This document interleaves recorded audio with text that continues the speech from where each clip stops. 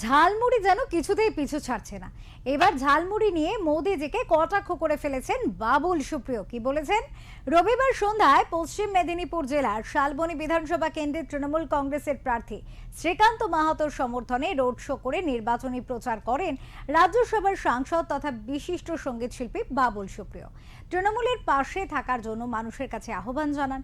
Road show শেষে বিজেপিকে তোপ দাগেন তিনি। জানান, বিজেপি এখন হাজার প্রতিশ্রুতি দিলেও কিছুই হবে না।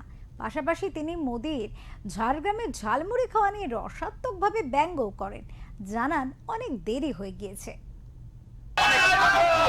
অনেক দেরি হয়ে গেল, আমি তো বহুদিন আগে খেয়েছিলাম। তারপরে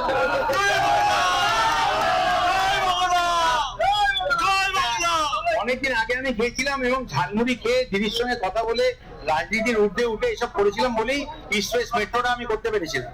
তো তখন বিজেপি থেকে অনেকে আমায় গালাগালি করেছিল, দিদির সঙ্গে বসে ঝালমুড়ি খেয়েছো। আজকে প্রধানমন্ত্রী ঝালমুড়ি খেয়ে দিলীপ ঘোষ বা এদেরকে বুঝিয়ে দিলেন যে কোনো ভুল করেনি, জিততে হলে ঝালমুড়ি খেতে।